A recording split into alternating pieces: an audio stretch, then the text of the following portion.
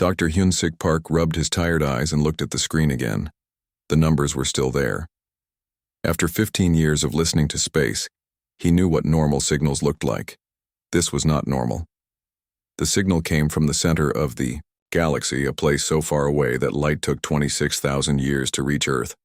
But this signal was strong. Very strong. It cut through all the noise from stars and planets like a knife through paper. "Computer, play the signal again," Hyun-sik said.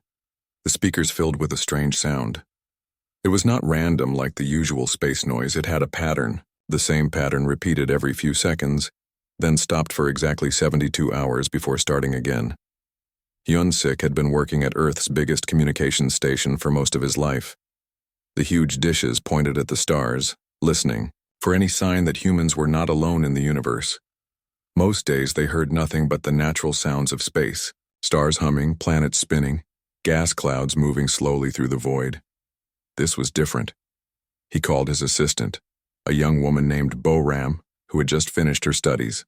She came running when she heard the excitement in his voice. "Listen to this," Hyun-sik said, playing the signal again. Bo-ram listened carefully. Her face changed as she heard the pattern. "That's not natural," she said. "Something made that signal." "Yes." Hyun-sik nodded. "Something intelligent. And it's trying to tell us something."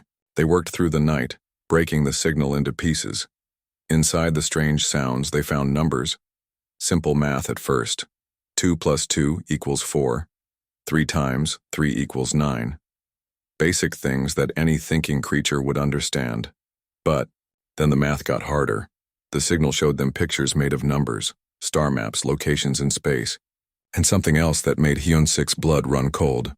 "Bo-ram, look at this part," he said, pointing at the screen. "These numbers here. They're coordinates. Places in space." Bo-ram studied the data. "There are hundreds of them. Maybe thousands." "I think these are star systems," Hyun-sik said. "Systems with planets, maybe planets with life." They kept working. The signal was like a puzzle, and they were good at puzzles. Slowly, a picture began to form. The coordinates showed star systems, all across the galaxy. But there was something wrong with the picture. "Professor Park," Bo-ram said, using his formal title because she was scared. "Look at the timestamps on these coordinates." Hyun-sik looked. Each coordinate had a time attached to it. The times were recent. Some were from last year, some from last month, some from last week. "What do you think it means?" Bo-ram asked. Before Hyun-sik could answer, the signal changed. New coordinates appeared, fresh timestamps, and then slowly, the coordinates began to disappear from the signal. One by one, star systems were being removed from the list. "They're going dark," Hyun-sik whispered. "Someone or something is destroying these systems." By morning, they had translated more of the signal. Hidden in the mathematical patterns was a message, simple words and basic symbols that any space-traveling race would understand. The message was short. "Ancient enemy returns. Guardians fallen. New protectors needed. Answer if you can fight." Hyun-sik stared at the words on his screen. In all his years of listening to space, he had dreamed of first contact with aliens. He had imagined friendly messages, exchanges of knowledge, perhaps even visits between worlds. This was not what he had dreamed of. Bo-ram was quiet for a long time. Then she asked, "What do we do now?" "We call Captain Choi," Hyun-sik said. Captain Bo-ram Choi of the Earth Defense Fleet arrived 3 hours later. She was a small woman with sharp eyes and quick movements.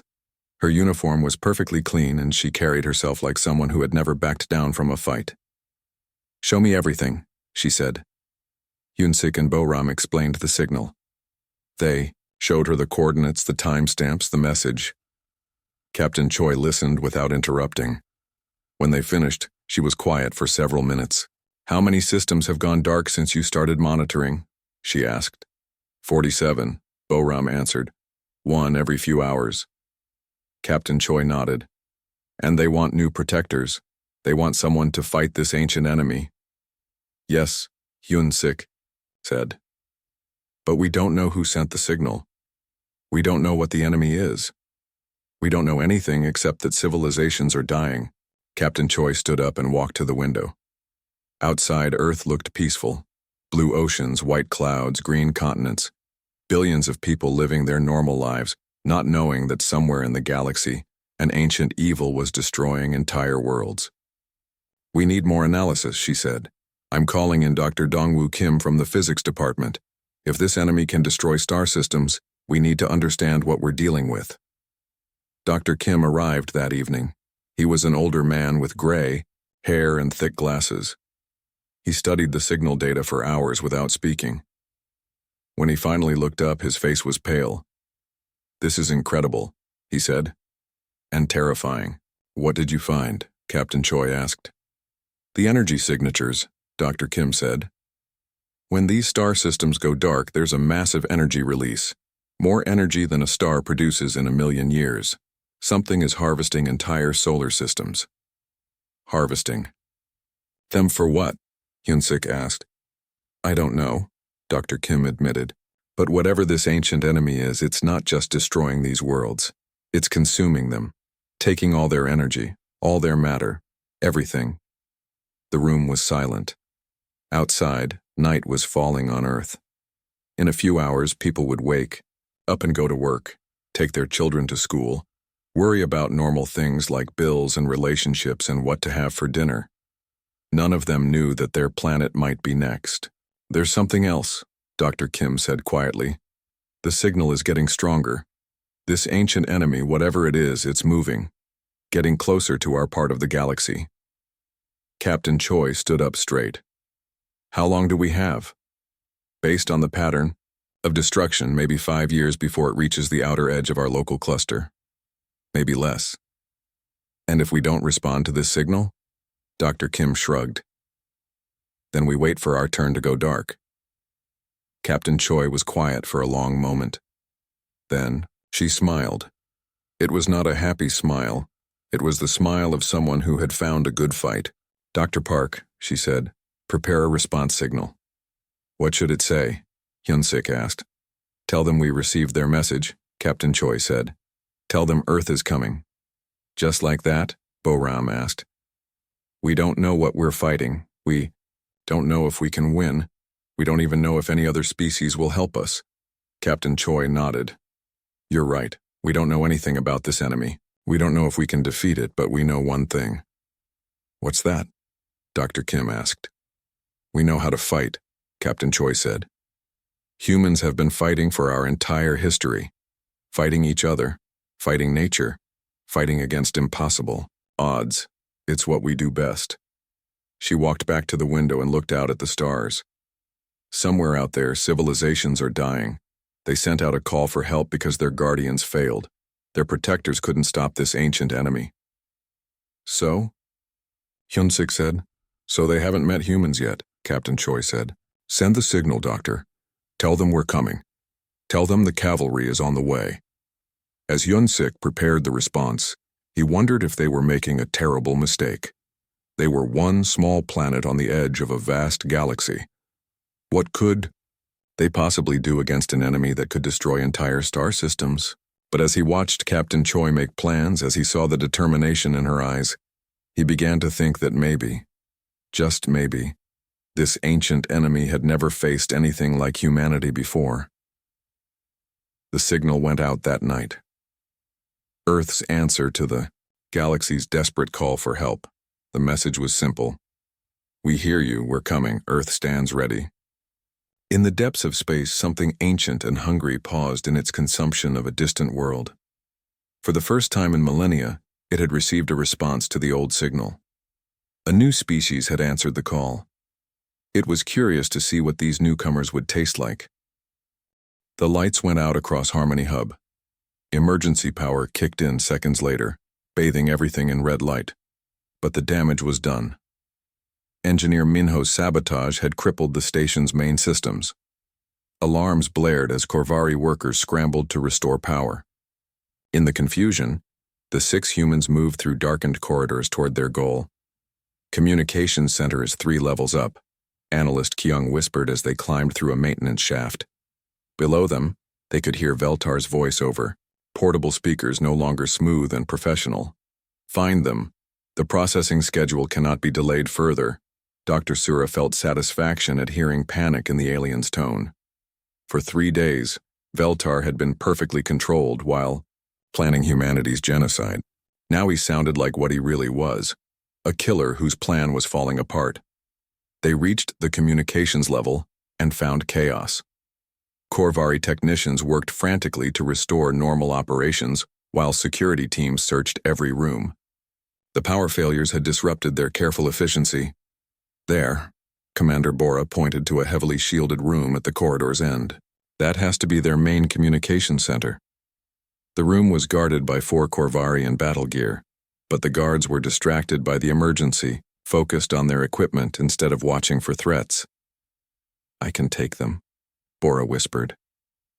"But once I start fighting, you will have maybe 5 minutes before reinforcements arrive."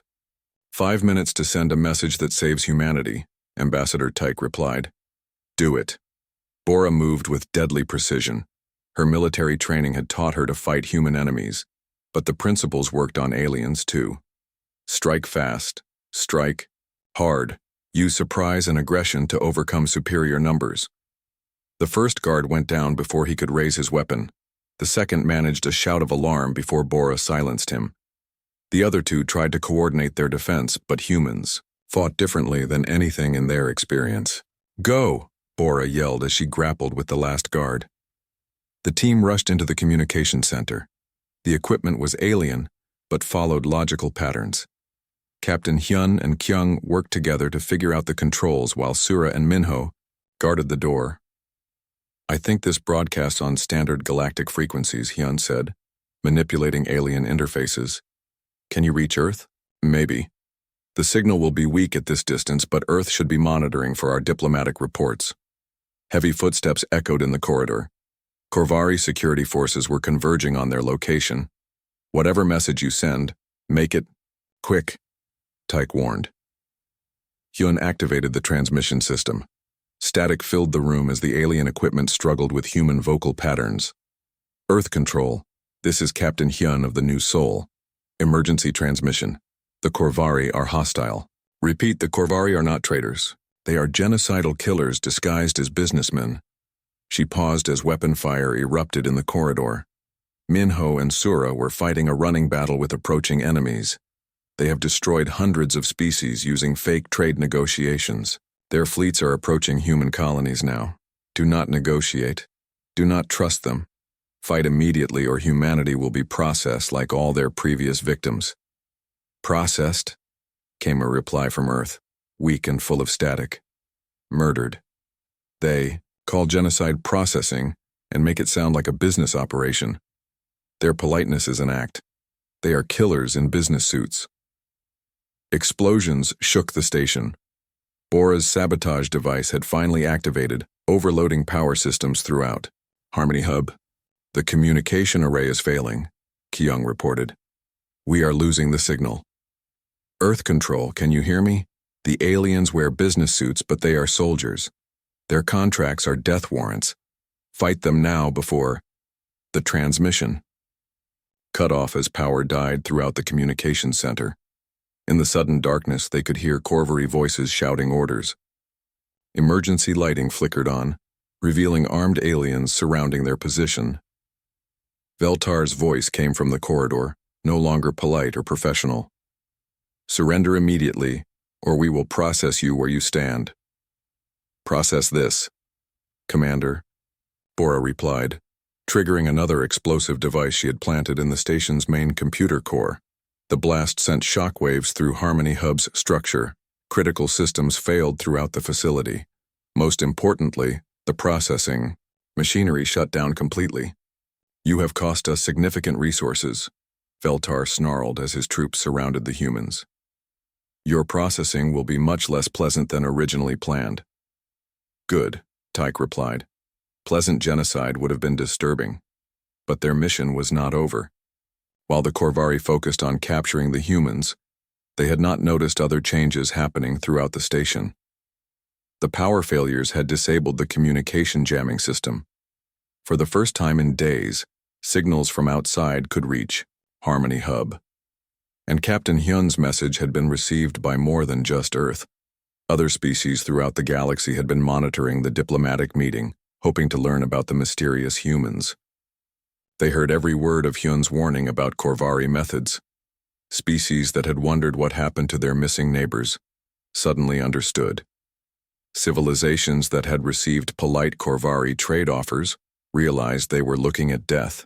Sentences disguised as business proposals. Admiral Yuna of the Earth Defense Fleet had received the message and was already mobilizing every available ship. But she was not coming alone. The explosion that crippled Harmony Hub was visible across the star system. Within hours, ships began arriving from dozens of different worlds. Species that had been isolated by fear of the Corvari suddenly had a common enemy and a reason to fight together. Veltar learned about the approaching fleets from his remaining communications equipment. His perfect corporate composure finally cracked completely. "This is impossible," he raged at his subordinates. "We have maintained galactic control for centuries. How did one failed species organize resistance?" The humans broadcast our operational procedures to everyone, Trade Coordinator Zekral reported. Multiple species recognized the patterns from their own first contact experiences. And now they are coming here? 17 different fleets so far, more arriving every hour.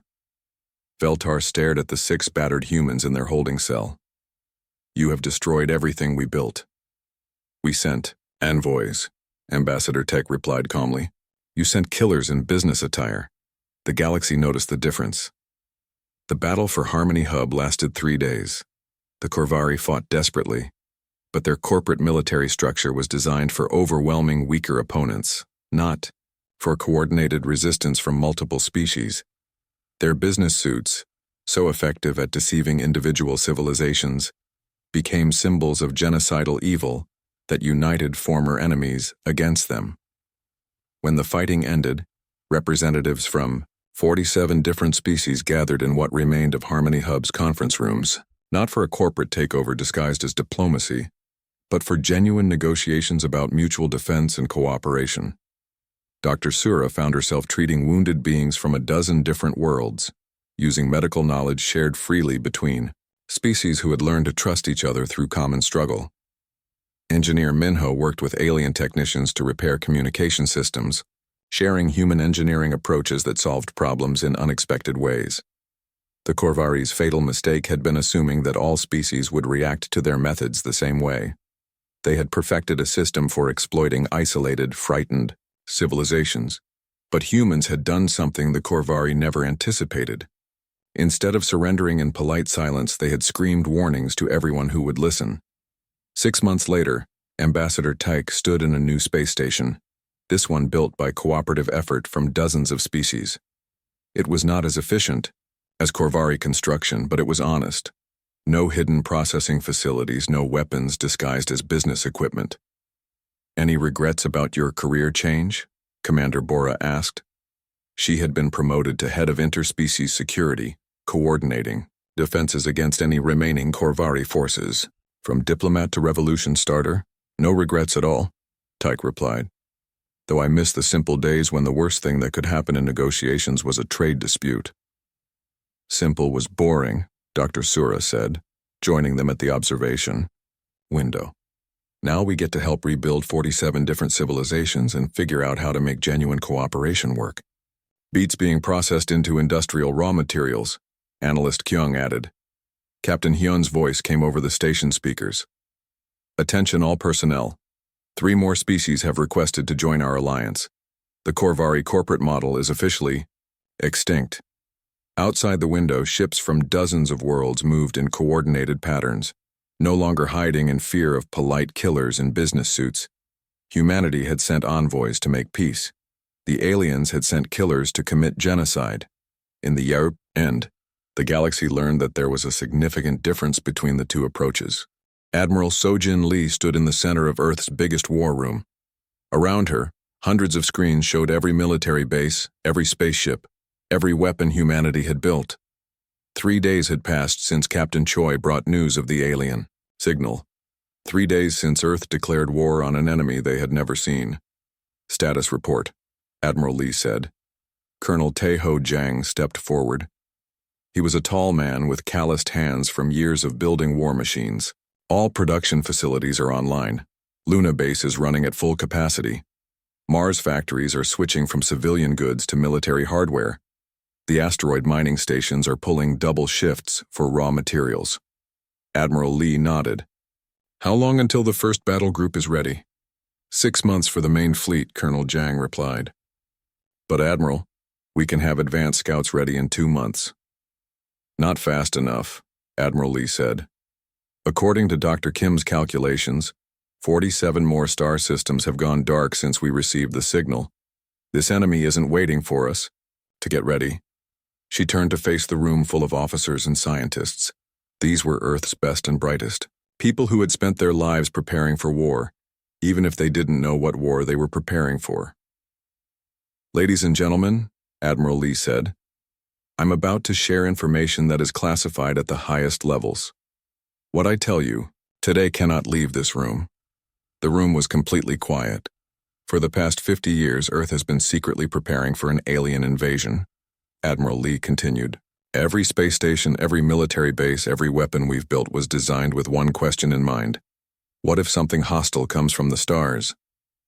Dr. Yoon Ji-yoon, the head of biological research, raised her hand. Admiral, are you saying we saw this coming? Not this specifically, Admiral Lee replied. But we knew that any species capable of traveling between stars would be dangerous. We knew that if first contact happened, it might not be friendly. She pressed a button, and the screens around the room changed. Now they showed secret military projects that even most of the people in the room had never heard of. Project Iron Rain, Admiral Lee said, pointing to one screen. Self-building factories that can construct warships in space using only raw asteroids. We have 12 of them hidden in the outer solar system. The next screen showed strange-looking soldiers in advanced armor. Project New Warrior. Dr. Yoon's team has been enhancing human soldiers for extreme environments. They can survive in vacuum, fight in any gravity, and heal from wounds that would kill normal humans. Dr. Yoon looked surprised. I thought that project was for exploring dangerous planets. It was, Admiral Lee smiled. But we always knew it might have military applications. The screens kept changing. Weapons that could destroy asteroids. Ships that could travel faster than anything humans had built before. Communication systems that could coordinate attacks across light years of space. My God, whispered Dr. Minho Seo from the Cybernetics Division. We've been building an interstellar war machine. Yes, Admiral Lee said simply. Because humans have learned one important lesson throughout history. It's better to have weapons you don't need than to need weapons you don't have. Colonel Jang pulled up another set of screens. These are our ship designs. Every human warship has been built with one principle: maximum firepower, maximum speed, maximum durability. No luxury quarters, no diplomatic facilities, no science labs unless they help us fight better. What about escape pods? Asked Captain Choi, who had been quietly listening. No escape pods, Colonel Jang said firmly. Every cubic meter of space is used for weapons, engines, or armor. Human ships are designed to win or die trying. The room was silent as people absorbed this information. Earth's space program, which everyone thought was about exploration and discovery, had actually been about preparing for war. But why? Dr. Yoon asked. Why assume aliens would be hostile? Admiral Lee walked to a window that showed Earth far below. Because that's what humans would do. If we found a galaxy full of weaker species, what would we do? We'd try to protect them, yes. But we'd also try to control them. And if something threatened us, we'd fight with everything we had. So, we assumed aliens would think the same way, Dr. Seo said. Exactly, Admiral Lee replied. But it turns out we were wrong about one thing. These aliens aren't trying to conquer. They're trying to survive. And the real threat is something much worse. She turned back to face the room. Which brings us to the current situation. We have an enemy that can destroy star systems. We have desperate aliens asking for help. And we have a military that was designed to fight other humans, not cosmic horrors. So what do? Captain Choi asked. Admiral Lee smiled. It was not a pleasant smile. We do what humans do best. We adapt. Over the next hour, Admiral Lee outlined humanity's war plan. It was unlike anything any military had ever attempted. First, she said, we assume this ancient enemy has never fought humans before. That gives us the element of surprise. Second, we assume it's used to fighting defensive battles against species trying to protect their homes. We're not going to defend. We're going to attack. Third, we assume it thinks like a machine or a hive mind, something logical and predictable. Humans are neither logical nor predictable. Colonel Jiang pulled up tactical displays. Our strategy is based on human military history. Small, fast attack groups, hit-and-run tactics. Make the enemy fight 100 small battles instead of one. Big one. What about the other alien species? Dr. Yoon asked. The ones who sent the signal? We'll coordinate with any survivors we find, Admiral Lee said. But we can't count on them for military support. They've been losing this war for who knows how long. So we're going in alone? Captain Choi asked. We're going in human, Admiral Lee corrected. Which means we're going in angry, stubborn, and absolutely refusing to quit until this thing is dead. The meeting continued for several more hours. Plans were made, resources allocated, impossible deadlines set and somehow met. By the end of the day, Earth was transforming from a peaceful world into a war machine. Dr. Yoon returned to her laboratory to begin mass-producing enhanced soldiers. Dr. Seo started linking human minds to quantum computers, creating warriors who could think as fast as machines but still fight with human instinct. Colonel Jiang began the biggest industrial mobilization in human history. Every factory, every mine, every construction facility was converted to military production. The asteroid belt became a massive shipyard. The moon became a fortress. And Admiral Lee began training humanity for a war unlike anything they had ever imagined. Remember, she told her officers, every species in the galaxy has something they're good at. Some are smart, some are strong, some are fast, some can live in environments that would kill others. What are humans good at? Asked a young lieutenant. Admiral Lee thought for a moment. Humans are good at one thing above all others. We're good at killing things that need to be killed. She looked around the room at the faces of Earth's military leaders. This ancient enemy has been destroying civilizations for thousands of years. It thinks it's invincible. It thinks nothing can stop it. It's never met humans before. 6 weeks later, the first human battle group was ready to launch. It was smaller than originally planned, but it was fast and heavily armed. The ships looked nothing like the exploration vessels humans had been building for decades. These were weapons, pure and simple. Admiral Lee stood on the bridge of the flagship watching Earth shrink behind them. In a few days, they would reach the first coordinates from the alien signal. They would find out what had happened to the civilizations that once lived there, and then they would begin hunting the thing that had destroyed them. Admiral, Captain Choi said from her position at the tactical station, are we really ready for this? Admiral Lee looked out at the stars, ahead. Somewhere in that darkness was an enemy that had never been defeated, an ancient evil that had consumed entire worlds. No, she said honestly. We're not ready. We don't know what we're fighting. We don't know if our weapons will work. We don't know if we'll survive the first battle. Then why are we going? Captain, Choi asked. Admiral Lee smiled. Because they asked for help.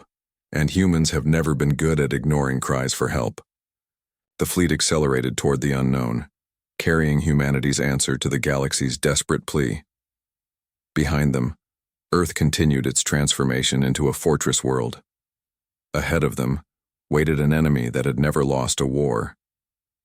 But the ancient enemy had never fought humans before, and humans had spent their entire history learning how to fight things bigger, stronger, and more dangerous than themselves.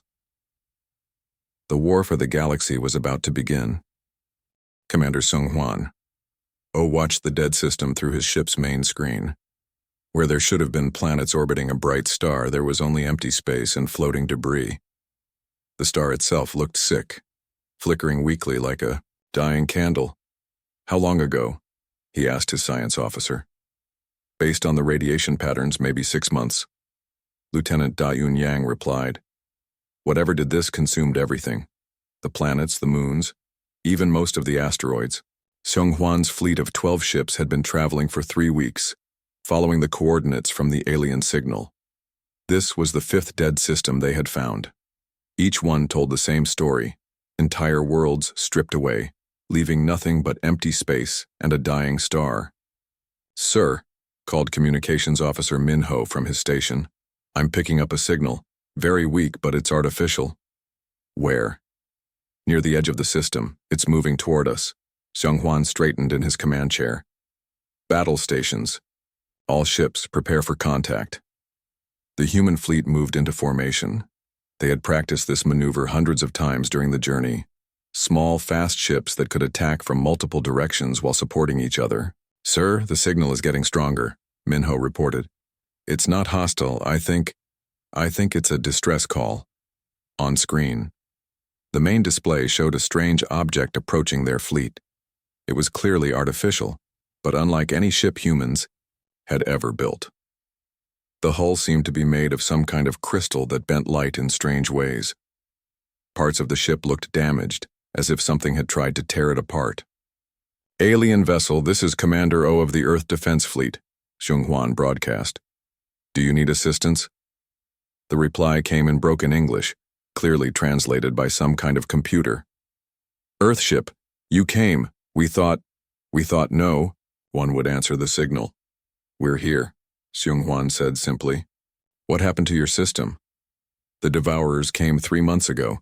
We tried to evacuate, but they were too fast. My ship is all that remains of the Kethlani people." Lieutenant Yang looked up from her station. "Sir, I'm reading massive energy signatures at the edge of the system. Multiple contacts approaching fast." Xiong Huan felt his heart rate increase. "How many?" 12. No, 15. Wait, there are more appearing. I count at least 20 large contacts. "The Devourers," whispered the alien voice over the communication channel. "They have returned. We must flee." "Negative," Xiong Huan replied. "We didn't come here to run." He opened a channel to his entire fleet. "All ships, this is Commander. Oh, we have hostile contacts approaching. This is what we trained for. Remember your orders. Hit hard, hit fast, and don't give them time to think." The alien ship, which had been moving toward the humans, suddenly stopped. "Earthship, you cannot fight them. They have consumed 1,000 worlds. No one can stand against the Devourers." "Watch and learn," Xiong Huan muttered. On the main screen, dark shapes began to appear. They were huge, each one easily 10 times larger than the biggest human warship. They moved with unnatural precision, like parts of a single vast machine. "My God," Lieutenant Yang whispered. "What are those things?" The enemy ships looked like someone had taken pieces of destroyed worlds and stuck them together. Chunks of metal and stone held together by some kind of dark energy. They didn't have the smooth lines of ships designed by living beings. They looked like cancers growing in space. "Sir, they're scanning us," reported the tactical officer. "I think they're trying to figure out what we are." "Let's introduce ourselves," Xiong Huan said. "All ships, target the lead vessel. Fire everything we have." The human fleet opened fire. Missiles, energy beams, and kinetic projectiles streaked across space toward the lead Devourer ship. The weapons struck the alien vessel and exploded in brilliant flashes of light. When the light faded, the Devourer ship was still there. Damaged, but still moving. "Direct hits across all weapon systems," the tactical officer reported. "We heard it, but it's still functional." "Sir, the Devourers are returning fire." Dark energy beams lashed out from the enemy ships. One of them struck the human destroyer, Soul, punching through its armor like it was made of paper. "Soul is heavily damaged," Min Ho called out. "They're losing atmosphere." "Tell Soul to fall back," Xiong Huan ordered. Then he opened the fleet channel again. "All ships, new plan. These things are tough, but they're not invincible. We hurt them with concentrated fire. Attack pattern Delta. Focus everything on one target at a time." The human ships scattered and regrouped. moving in a pattern that no military academy had ever taught. It was based on wolfpack tactics designed by humans who had studied how predators hunted in groups. Instead of fighting a traditional space battle, the humans began to behave like hunters stalking prey. "Target the damaged ship," Zhong Huan ordered. "All weapons, continuous fire, don't give it time to repair itself." This time, when the human fleet concentrated their firepower, the Devourer ship began to break apart. Pieces of its strange hull drifted away, and the dark energy that held it together flickered and died. "Target destroyed," Lieutenant Yang shouted. But there were still 19 more enemy ships, and they were learning from the first engagement. The Devourers changed their formation, spreading out to make it harder for the humans to concentrate fire on a single target. "Sir, they're trying to surround us," the tactical officer warned. "Good," Zhong Huan smiled. "That means they have to split up their firepower too." He opened a channel to his pilot, Lieutenant Da-Un Yang, who commanded the fleet's fastest ship. "Da-Un, how close can you get to that big ugly one on the left?" "Close enough to see what it had for breakfast, sir." "Do it. Get right up next to it and dump everything you have into its hull." "Sir, that's suicide," Lieutenant Yang protested. "If I get that close, they'll tear me apart." "Maybe," Zhong Huan agreed, "but they'll have to stop shooting at the rest of us to do it." Lieutenant Yang's ship, the Busan, broke away from the main formation and accelerated toward the nearest Devourer ship. The enemy vessel immediately focused all its weapons on the small human craft. But Da-Un Yang was good at her job.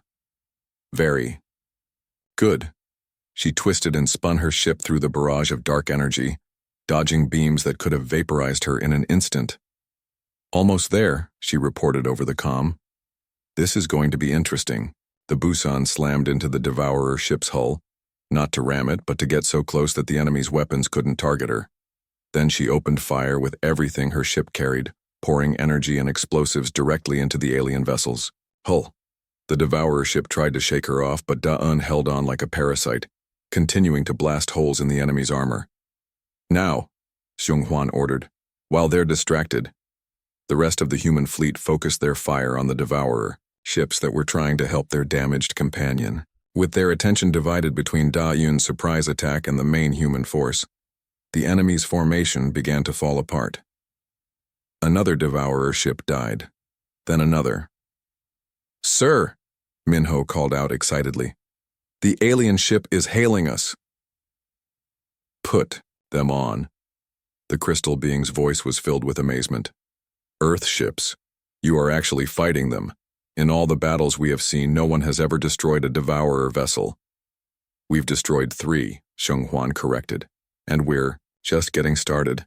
But the Devourers were learning too. The remaining ships began to coordinate their attacks better, focusing their fire on the human vessels that were causing the most damage. The destroyer Incheon took a direct hit and exploded. The cruiser Daegu lost its engines and began drifting, helplessly. "Sir, we've lost 2 ships, the tactical officer reported. "Should we withdraw?" Zhong Huan looked at the tactical display. His fleet had started with 12 ships. 2 were destroyed. 1 was heavily damaged. But they had killed 3 Devourer vessels and damaged several others. Any sane military commander would order a retreat. "Negative," Zhong Huan said. "We're not done yet." He opened a channel to the surviving ships. "All vessels, listen carefully. These things have been destroying civilizations for thousands of years because no one has ever really fought back. They're used to easy prey. We're not easy prey, we're humans. And humans have one rule when it comes to fighting: we don't stop until the other guy is dead." The battle continued for another hour. It was messy, brutal, and unlike anything in military textbooks. The humans fought like wild animals, using tactics that made no logical sense but somehow worked. When it was over, 15 Devourer ships were destroyed. The remaining 5 had retreated back into deep space. Zhong Huan's fleet had lost 4 ships and suffered heavy damage to the rest. But they had won. "Sir," Lieutenant Yang said quietly, "we actually beat them." "Yes, we did." The alien ship approached them slowly. "Earth vessels, this is impossible. No one defeats the Devourers. No one even survives fighting them. You're talking to humans, Xionghuan replied. We specialize in impossible things. But how? They are so much larger than you, so much more powerful. Xionghuan thought about that. Size doesn't matter if you know where to hit, and power doesn't help if you can't aim it properly. I do not understand. The Devourers fight like machines, Xionghuan explained. Logical, predictable, efficient. We fight like humans, crazy, unpredictable, and too stubborn to quit. General Wu Jinbei stood in the command center of humanity's newest space station, watching reports come in from across the galaxy. 6 months had passed since Commander O's first victory against the Devourers. 6 months of the strangest war humans had ever fought. Status report, General Bei called out. Captain Eugene Quan, his intelligence officer, stepped forward. We now have active battle groups in 12 different star systems. All human forces are operating under the new doctrine you established. General Bei nodded. After studying the Devourers for months, he had thrown out every rule of space warfare humans had ever learned. Traditional fleet battles didn't work against an enemy that could absorb damage and regenerate. Instead, they fought like guerrilla warriors in space.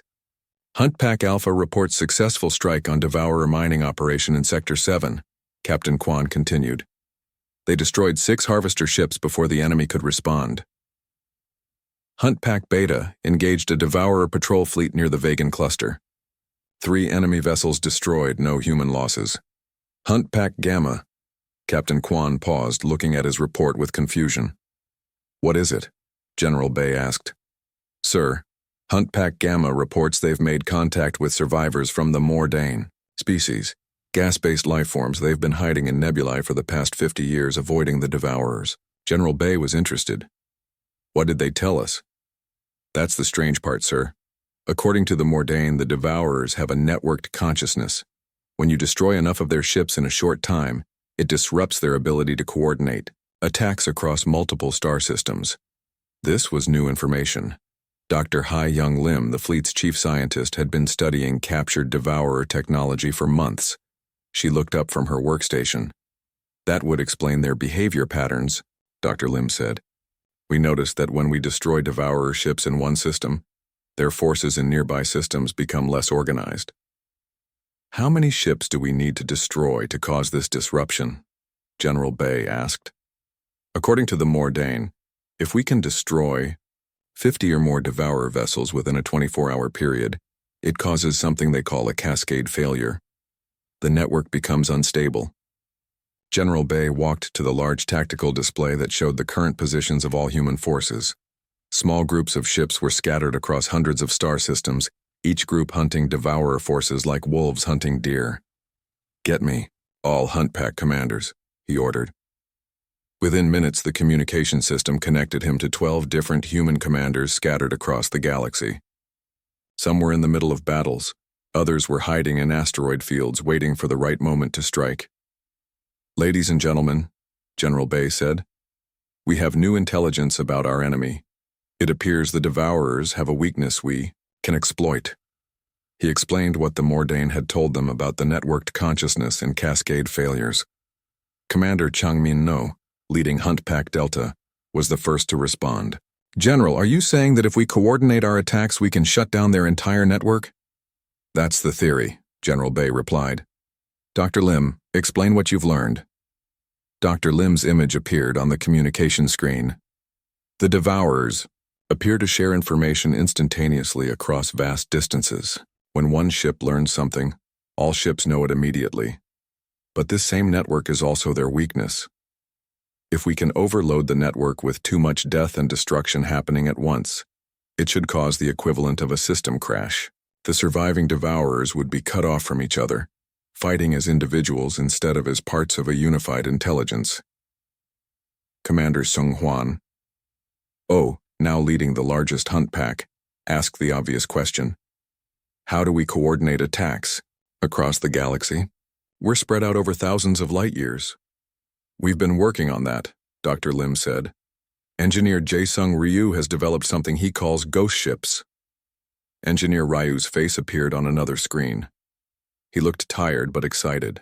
Ghost ships are automated vessels that can mask their signatures to look like space debris. We position them throughout Devourer-controlled space, and when the time comes, they all attack simultaneously. "How many do we have?" General Bay asked. 300 ready to deploy. Each one carries enough firepower to destroy a Devourer harvester ship. General Bay studied the tactical display. If this worked, they could deal a devastating blow to the enemy. If it failed, they would lose valuable resources and reveal human positions across the galaxy. "What's the risk assessment?" he asked. Dr. Lim was quiet for a moment. "If we're wrong about the Cascade failure, we lose our ghost ship fleet and alert every Devourer force in the galaxy to our presence. And if we're right, we turn the tide of a war that's been going on for thousands of years." General Bay looked around the command center. These people had followed him into an impossible war against an enemy that had never been defeated.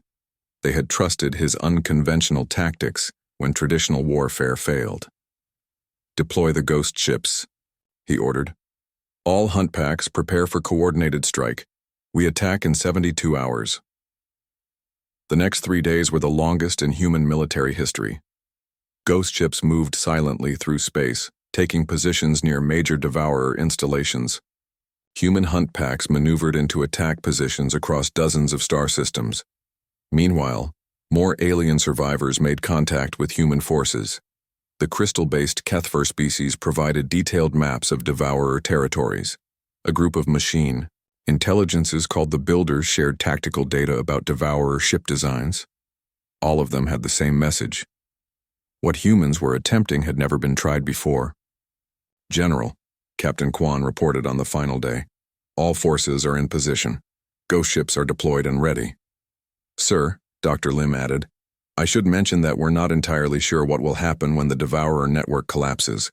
The energy release could be considerable." "How considerable?"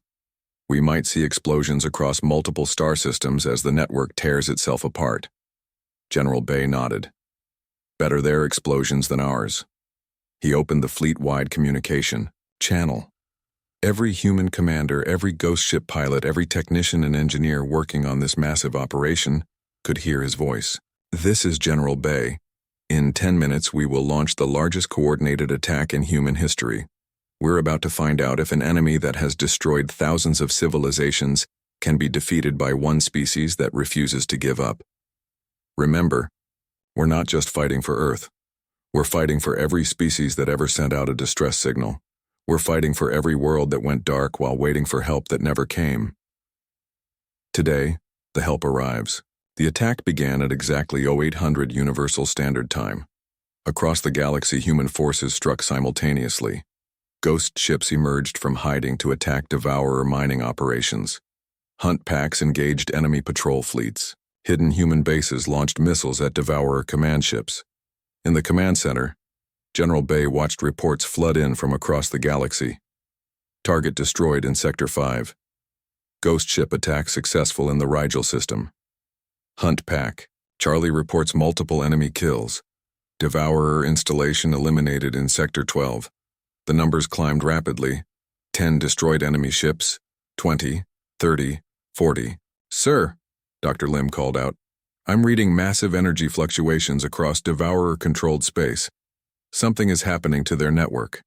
50 destroyed ships, 51, 52. And then something incredible happened. Across the galaxy, Devourer ships began to explode without being attacked. The network that connected them was tearing itself apart, and the feedback was destroying vessels thousands of light years away from any human forces." "My God," whispered Captain Kwan. "It's working." The Cascade failure lasted for 3 hours. When it was over, nearly half of all Devourer ships in the galaxy had been destroyed or disabled. The survivors were cut off from each other, no longer part of a unified intelligence. "Sir," the communication officer called out, "we're receiving messages from across the galaxy. Alien species are reporting that Devourer forces in their sectors have stopped coordinated attacks. Some are saying the Devourers seem confused, like they don't know what they're supposed to be doing." General Bay allowed himself a small smile. "Phase 2, he ordered. "Sir?" Captain Kwan asked. Now we hunt down the survivors, General Bay explained. The Devourers spent thousands of years as a unified intelligence. Now they're just individual ships, cut off and alone. They've never had to think for themselves before. Over the following weeks, human hunt packs tracked down isolated Devourer ships across the galaxy. Without their network to guide them, the ancient enemy proved surprisingly vulnerable. Ships that had once seemed invincible were destroyed by small human forces using tactics the Devourers had never encountered. The aliens who had survived Devourer attacks began to emerge from hiding. Entire species that had been reduced to a few. Scattered survivors started to rebuild their civilizations, and everywhere they looked they found humans, not conquering or controlling but hunting down the remaining Devourers with relentless efficiency. "Sir," Captain Kwan reported one day, "we're receiving a communication from the Galactic Core region." "The original source of the distress signal?" General Bay asked. "Yes, sir. It's from something that calls itself the First Civilization. They want to meet with human representatives."